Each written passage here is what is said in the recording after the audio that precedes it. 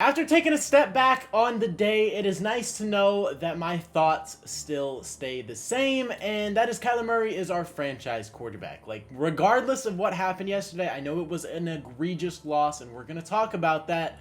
We're not in a bad spot. We're overperforming right now, and people need to take a step back and kind of realize that. Like, even myself yesterday, like, I know Kyler Murray is our franchise quarterback. I never swayed away from that. It was a bad performance. We got to understand that. Like, it was a bad game, and Kyler Murray, in games that actually do matter, has not been fantastic. And that's something that you do need to take note of. But next year is where this franchise rebuild was always trending towards. We have $100 million, and people need to realize that. Our defense is not invested in. And guess what? Is it Kyler's fault that Zach Charbonnet just rushed for 136 yards and 2 touchdowns?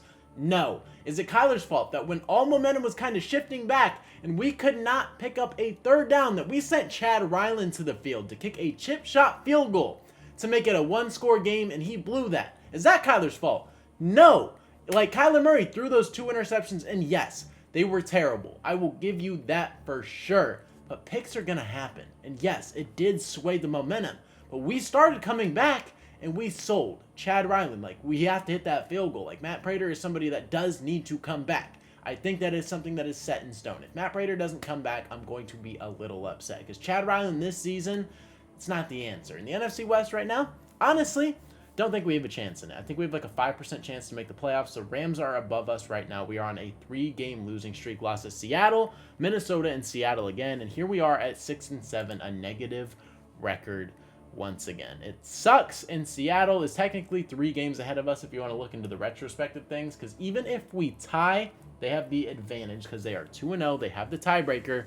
Things are not looking fantastic. Cardinals would have to win out, and I don't know if that's going to happen. It's definitely possible, but at the end of the day, like, the Cardinals are just not in a good place. But that doesn't mean there's not optimism for the next year and potentially this year, I guess, because technically I'm pretty sure I had 8 to 9 wins is what I was saying. We're on pace for that. Like, if we take care of Carolina and just another team, that's 8 wins right there, and that is a good season. People need to understand. We were projected 6-7. Playoffs came into the grasp. We all wanted that. We had a tough 3-game schedule right here. Could not take care of it. And it is what it is. Like, at the end of the day, it is what it is. Kyler Murray is still our franchise quarterback. I think he's been playing fine, playing good football, and we need to elevate this team with talent. We need somebody who can separate on third down. When it's third down, they just bring the house, and there is no separation from our wide receivers whatsoever. They're completely blanketed. There's things that need to be fixed. The O-line's holding calls have been egregious. Like, for some reason, Paris Johnson's taking massive regressions too. I don't think that's going to happen. We need interior help on defense and in offense. We need to build the trenches, get an edge rusher. Like, there's a lot of things that need fixed on this team, and it's not Kyler Murray. You've got to build talent around that guy, but we're set. Marvin Harrison Jr. is a fantastic piece to get. It's clearly translating to the game right now. He's nowhere near where he wants to be or should be. I'm very confident next year he's going to take a leap. Kyler's going to keep playing good football. Honestly, I don't think he's playing bad football whatsoever. Like, this past 3-game stretch has not been fantastic. But guess what? A lot of things haven't gone well for us. Our offensive line has looked pretty bad in this 3-game stretch too. I think a lot of you guys can agree on that as well. Guess what? The trenches have not been fantastic for us. Zach Charbonnet, a backup running back, had 136 yards and 2 touchdowns. That's not Kyler's fault whatsoever. It's not his fault that the O-line keeps holding. It is his fault that he did throw 2 interceptions, and you got to understand, those are very costly picks. Get that completely. I'd say 55 to 60% of this game is on Kyler Murray, but it's also not his fault that we can't stop the run and that Chad Ryland missed that field goal. That is a terrible miss. Matt Prater, hope to see you back on that field soon. But the Cardinals are in a good spot. We have $100 million to spend next year, and this has always been a 3 to 4 year plan. Build through the draft. We completely gutted it in 2022, I believe, or 2023, whatever it was. And Jonathan Gannon and Monty Austin-Ford's first year, which was last year. Sorry, my fault. It was last year. We gutted it, won 4 games, were terrible, and guess what? We cut DeAndre Hopkins. We traded Isaiah Simmons for a 7th-round pick. All those Steve Keim guys were cut. This was a new regime, a new everything. It was a roster demolition. And guess what happened after that? We brought young guys in, we brought talent, we established that Kyler is our franchise quarterback, coming off an ACL tear, playing under center for the first time. Like, a lot of moving pieces here, and Kyler's done pretty well. that is your established guy. Budda Baker, I think we need to bring him back too. James Conner already did that. Marvin Harrison Jr., they got their guy, their wide receiver, one. Trey McBride, tight end of the future. Paris Johnson, left tackle of the future. We have cornerstones. But guess what? This fan base pisses me off so much, and I'm going to go ahead and kind of vent a little bit because it does not make sense. Last year, all optimism and hope was lost, and I'm getting comments like this talking about Josh Dobbs was better than Kyler Murray. Are we really revisiting this conversation? If Kyler has a bad game, it doesn't need to resurface that he is just absolutely dog ass and that the Cardinals need to move on from him. It makes no sense to me. Like, Kyler Murray has the talent and he has put things together and he has translated his game so much. Playing in a new system, he's done fantastic. This is his first year off an ACL tear, and guess what? I get he is a 6-year player here. I get that completely, and he does need to be better. Yes, he needs to win these games. He can't throw 2 picks in a game against Seattle where we need to win to actually have a chance to win the division. I get that, but guess what? The talent on this team is nowhere where it needs to be, and we understood that last year, but we're freaking straying so far away from that mindset right now, and I don't know why. Like, just because we had the wins, the complete fan base just acting like it was playoff or bust. Like, if Kyler Murray can't get this team to the playoffs, that honestly is not very good, especially defensively. We had a great stretch, but guess what? Still one of the most underpaid defenses in the entire league. Talent-wise, not here. We have been getting ran over for a majority of this season. We have performed, and we are a top 12 unit in the past like 5 to 6 weeks, but overall, we're not that. We're not. It's just that simple. Kyler Murray has been pretty dang good. One of the best quarterbacks in the league in terms of QBR, in terms of running the ball. The most dynamic player in the league besides Lamar Jackson. Arm talent he has is great, and he was also dealing with Drew Petzing problems, where it was a lot of conservative stuff, and we're still seeing that to this day. Last game was the first game I kind of saw him air it out, and yeah, I mean, it's a little uncomfortable when you're playing very conservative football and running the ball constantly.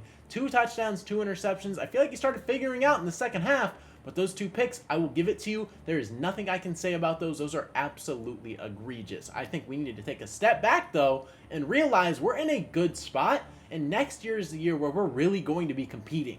Detroit went from winning like 1 or 2 games under Dan Campbell in the first year, and he was getting emotional after every single win because he saw the fight. Next year, they got better. They won like 8 games, I believe. I think they went 8-9, and now we see where they're at.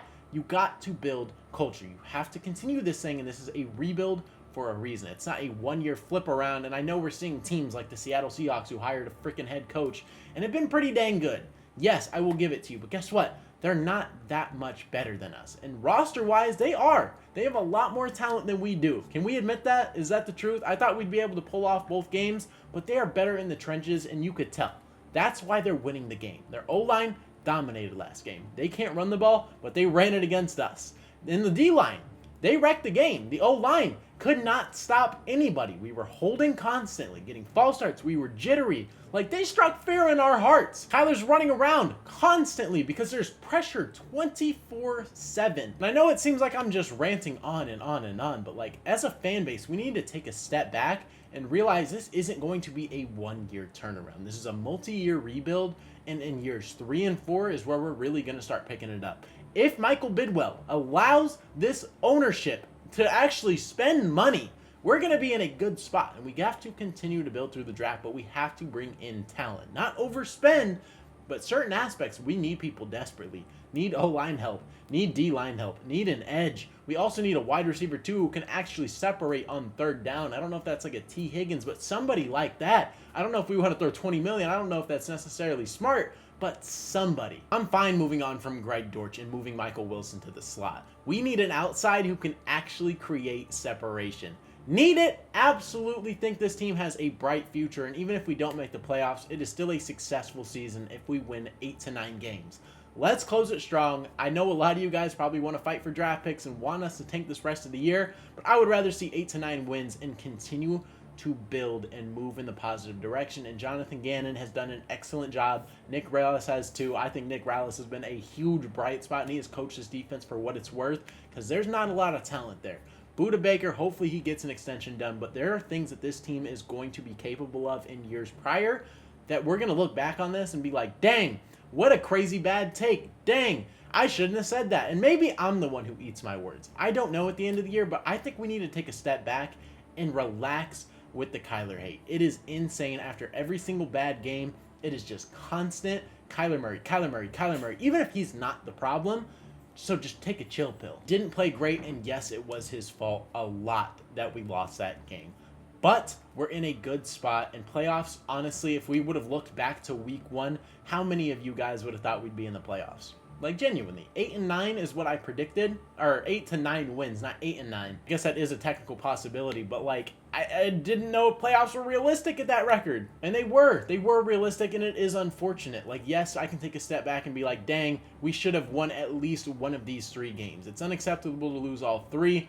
But guess what? We're still fine. I think we'll be okay. You guys let me know how you guys are feeling about it down in the comment section below. I'm not coming for all of you guys. I'm just coming for some people who are just crazy outlandish. And even at the end of the day, we all want the same goal. The Cardinals to be in a better spot. And it's conversation at the end of the day. It is all love from me to you. We're all here to have opinions, so drop yours down in the comment section below. I can't wait to see all of them, even if it's positive or negative. I'm here for all of it. I kind of just spewed. Let me know how you guys are feeling, and if you guys are new to the channel and ended up enjoying today's video, man, consider hitting that subscribe button. I post Arizona Cardinals and NFL related content, so if you're a fan of either of those, this is the perfect channel for you. But like I said, man, that is all I got for today's video. Hopefully you guys did enjoy. It's been your boy Mythic. Peace out.